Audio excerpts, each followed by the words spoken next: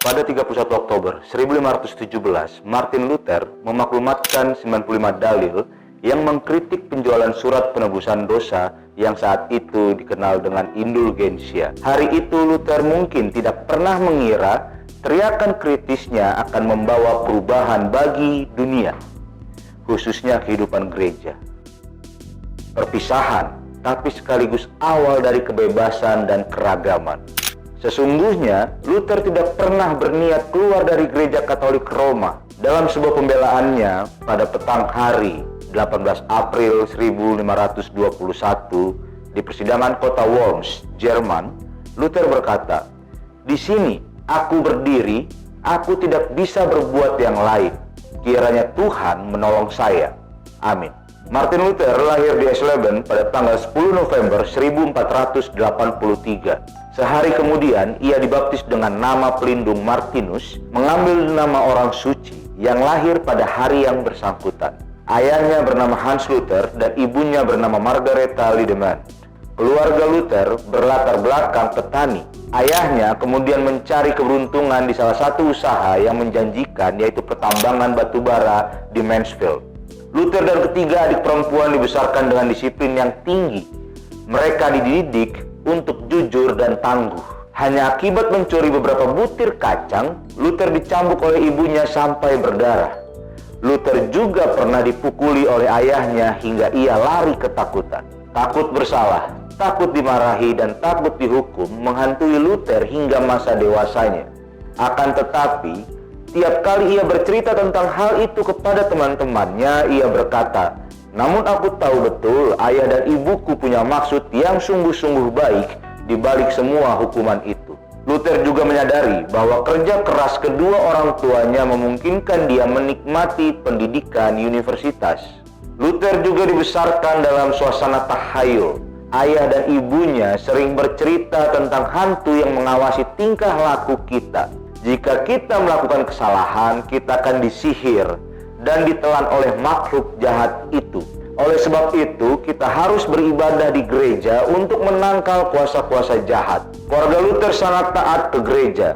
Martin kecil hafal semua lagu gereja. Sesuai dengan kelaziman pada waktu itu, Luther dan kawan-kawannya sering berkeliling ke desa-desa lain dan bernyanyi di depan rumah orang-orang di situ dengan suara yang nyaring untuk mendapatkan roti dan kacang. Pada usia 14 tahun, Luther meninggalkan rumah orang tuanya dan bersekolah Latin di Magdeburg.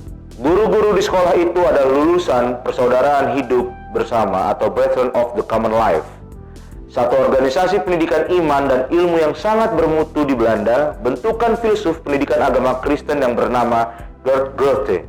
Setahun kemudian, Luther pindah ke sekolah di Elsnach. Di sekolah manapun Luther belajar, ia selalu menonjol sebagai murid yang paling cerdas, rajin, dan suka berprakarsa. Karena bakat Luther yang menonjol, ia dipersilakan oleh Ibu Ursula Kota untuk tinggal di rumah keluarga bangsawan Schalbe dengan tugas menjadi guru les privat bagi anak mereka. Pada musim semi 1501, Luther meninggalkan Eisenach untuk masuk perguruan tinggi di Erfurt yang terbaik di Jerman pada zaman itu. Ayahnya ingin agar Luther menjadi ahli hukum terkemuka.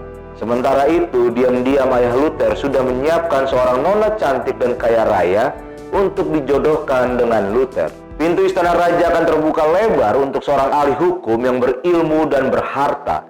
Demikian dambaan ayahnya. Dari luar, jalan hidup Luther tampak lancar. Namun sebenarnya ia menghadapi banyak pergumulan. Dengan perasaannya, ia meyakini Allah adalah sosok hakim. Allah adalah hakim yang adil dan Allah yang murka setiap saat. Luther langsung berkesimpulan, kalau begitu semua orang pasti akan dihukum, termasuk dirinya sendiri, sebab dosanya banyak. Akibatnya, ia kadang-kadang berpikir untuk mencari kedamaian dengan cara menjadi biarawan. Dalam perjalanan kembali dari mengunjungi orang tuanya, Martin Luther terserang hujan badai disertai petir di Stottenham, sebuah desa dekat Erfurt. Halilintar menyambar begitu dekat sehingga ia terlempar beberapa meter akibat tekanan udara yang kuat dari halilintar tersebut. Dalam situasi penuh ketakutan, Luther pun refleks berteriak dan berikrar, "Santa Ana, tolonglah saya." Saya berjanji saya mau menjadi biarawan. Tanpa setahu ayahnya, Luther meninggalkan sekolah hukum. Ia masuk biara yang paling ketat disiplinnya, yaitu Ordo Augustin. Dan baru beberapa waktu kemudian ia menyurati ayahnya. Pilihan Luther di luar harapan sang ayah dan membuat ayahnya marah. Akan tetapi, Martin Luther sudah memastikan dirinya berada di biara. Jalan menuju hari depannya telah berganti arah. Bukan menjadi ahli hukum di istana raja, melainkan rahib sederhana di biara. Ia tidak tahu bahwa jalan di hadapannya ini justru akan membuatnya mengubah dunia. Di biara, Luther dikenal sebagai biarawan yang disiplin, tekun belajar, dan cerdas. Memperhatikan semua potensi yang ada pada Luther, para pembimbingnya memberikan tugas tambahan kepadanya untuk menempuh studi formal ilmu biblika di perguruan tinggi. Bidang studi ini kurang lazim. Biasanya para biarawan mempelajari ilmu filsafat, namun Luther ditugaskan mempelajari ilmu biblika, sebuah bidang studi yang berkembang berkat timbulnya gerakan Renaissance yang mendalami secara ilmiah bahasa-bahasa Ibrani dan Yunani sebagai bahasa asli Alkitab. Sementara itu, kemarahan ayah Luther mulai agak mereda. Ayahnya mulai mau menerima kenyataan bahwa cita-citanya untuk mempunyai anak yang menjadi ahli hukum di kalangan istana raja agaknya sudah kandas. Putranya ternyata menjadi biarawan. Lalu, pada satu hari dengan perasaan masih jengkel namun rindu, sang ayah mengajak sanak keluarga untuk mengunjungi Luther. Yang berminat ternyata banyak. Begitulah 20 ekor kuda berderap ke Erfurt. Bagaikan sebuah pasukan dengan sang ayah memimpin di atas kuda yang paling depan. Selama beberapa tahun di biara, di kota Erfurt dan Wittenberg, pelayanan dan kinerja Luther terus maju. Ia sangat diandalkan oleh kepala ordonya. Ia ditugaskan mengajar filsafat di Fakultas Artes Liberales. Ia ditahbiskan menjadi imam. Ia dikirim ke Roma mewakili Ordo untuk merundingkan sesuatu dengan Vatikan. Selama di Roma, Luther memanfaatkan tiap kesempatan sebaik-baiknya. Tiap hari ia berkeliling mengunjungi gereja-gereja yang bersejarah. Dan di setiap gereja ia mengikuti upacara untuk mendapatkan pengampunan dosa. Ia berpuasa, ia merangkak dengan lututnya, menaiki puluhan anak tangga. Di setiap anak tangga ia berlutut dan mengucapkan doa Bapa Kami. Ia sangat bersungguh-sungguh berdoa untuk membebaskan almarhum kakeknya dari api penyucian. Akan tetapi, pada malam harinya ia gelisah mempertanyakan dasar di balik upaya-upaya yang seperti itu. Apakah penyesalan dosa kita diukur oleh Allah berdasarkan banyaknya anak tangga yang kita naiki, banyaknya dosa yang kita ucapkan, dan banyaknya jam puasa kita?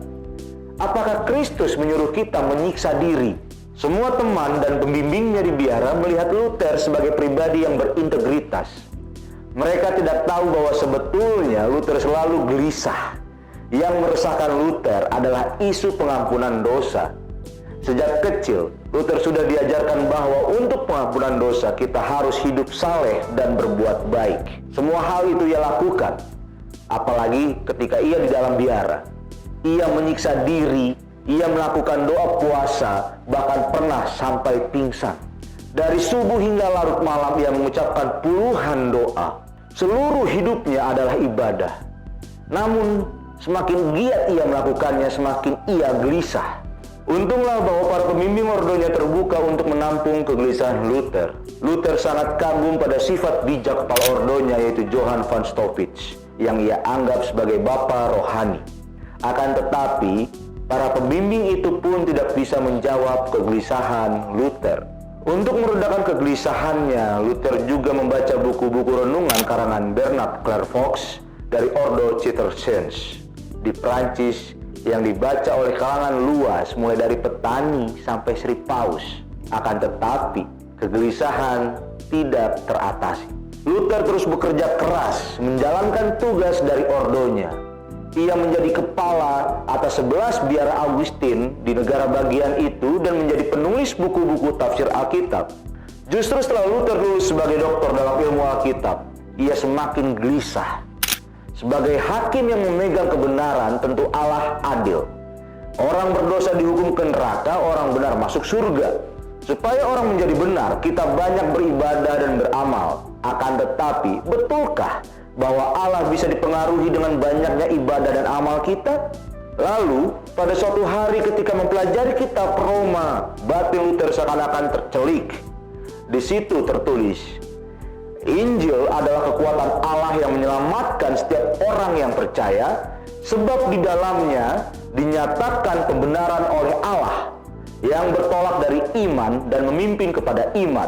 Mula-mula Luther merasa ada kejanggalan dalam ayat itu, sebab selama ini ia belajar bahwa kebenaran berarti keadilan, hakim yang adil membenarkan orang bersih dan menghukum orang bersalah. Jika seandainya kebenaran Allah diartikan seperti itu, maka tidak ada orang yang bisa selamat.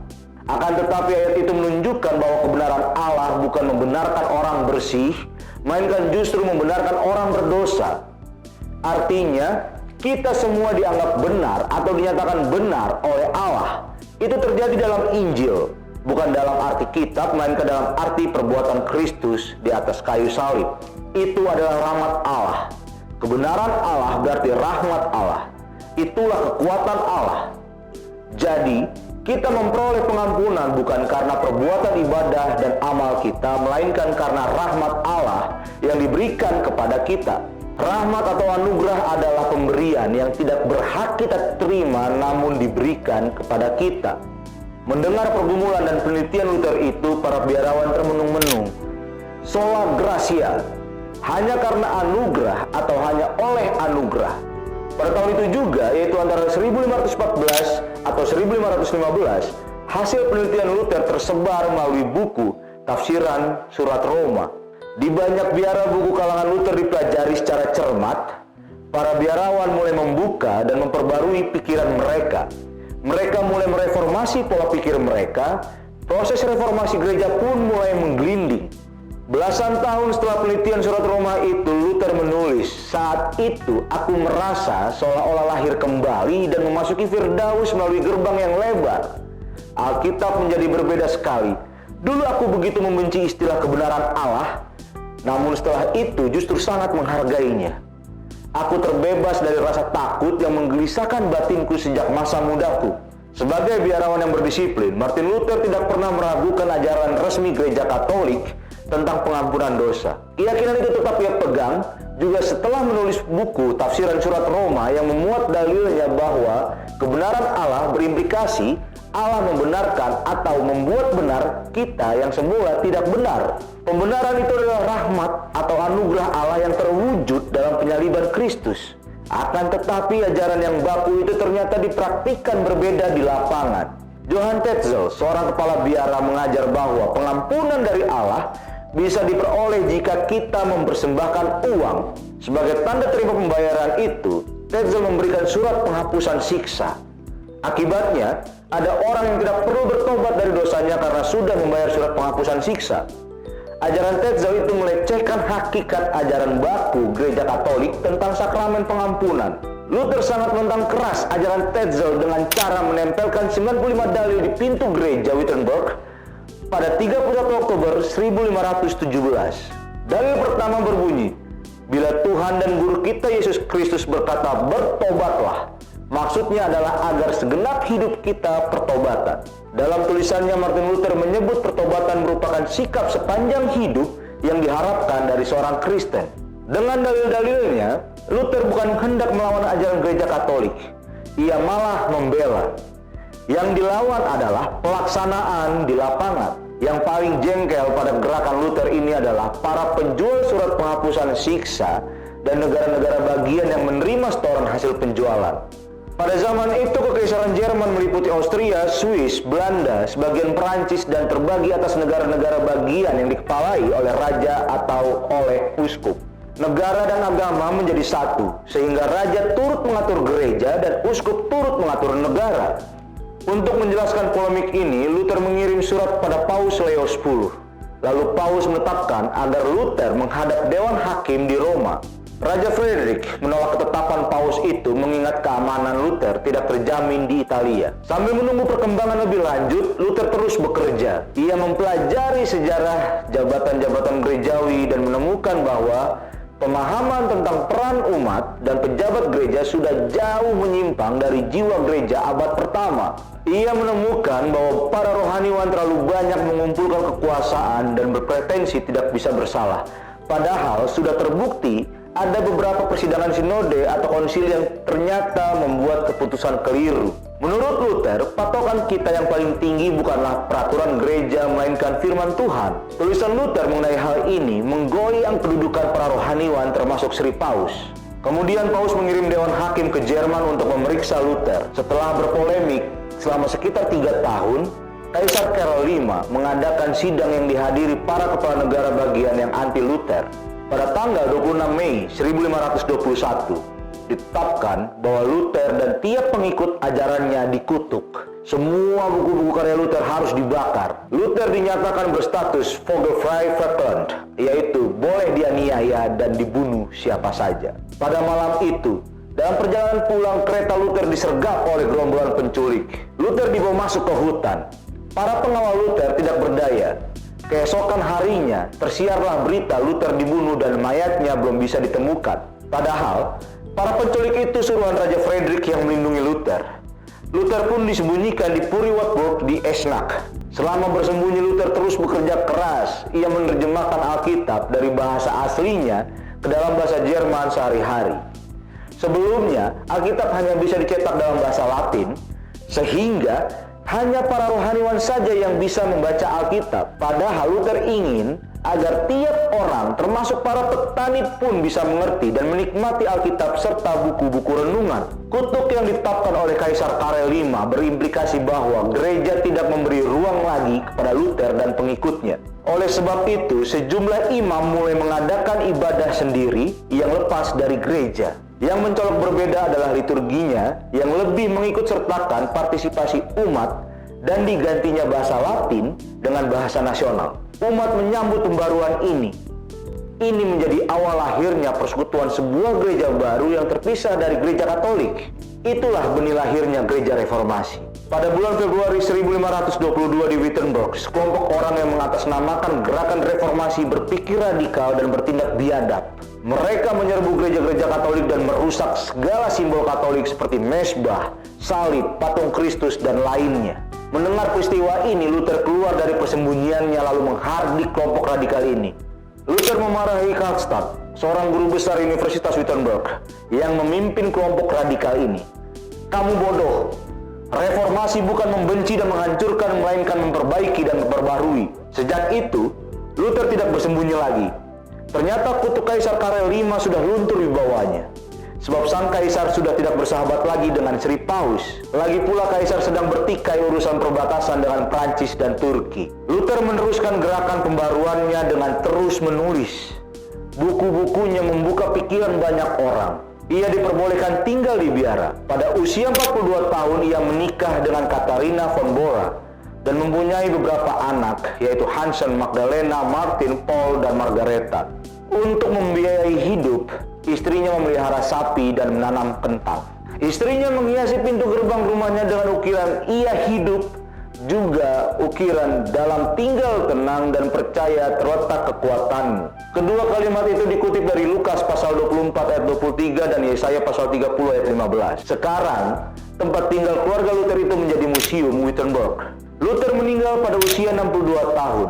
Sampai akhir hidupnya, ia terus tertantang untuk mendidik gereja meninjau ulang dan membarui pola pikir tentang iman. Ribuan karya tulisan diwariskannya kepada gereja. Hampir 5 abad kemudian, pada 31 Oktober 1999, dalam ibadah yang hikmat, utusan dari Vatikan yang mewakili gereja Katolik dan utusan dari Federasi Lutheran sedunia yang mewakili gereja Protestan menandatangani pernyataan bersama tentang doktrin pembenaran dan menghapus semua kutuk dan penolakan yang pernah dilakukan kedua pihak di masa lalu. Ini berarti bahwa kita sebagai seorang Kristen, baik Katolik maupun Protestan, mengakui telah sama-sama menerima anugerah Allah. Sudah sepantasnya sebagai orang-orang yang menerima anugerah Allah, kita mau berbagi anugerah tersebut dengan sesama, yaitu dengan bersikap penuh kasih dan anugerah terhadap orang lain. Sahabat Alkitab, melalui kisah Martin Luther ini kita dapat belajar bahwa hanya anugerah Allah yang dapat membenarkan kehidupan seseorang. Sahabat Alkitab, bila sahabat Alkitab ingin mengetahui lebih banyak lagi kisah-kisah tokoh, baik itu tempat dan juga istilah-istilah lainnya, tetap setia menyaksikan tayangan-tayangan Lembaga Alkitab Indonesia di kanal YouTube Lembaga Alkitab Indonesia. Sampai jumpa lagi. Tuhan Yesus memberkati kita semua. Salam Alkitab untuk semua.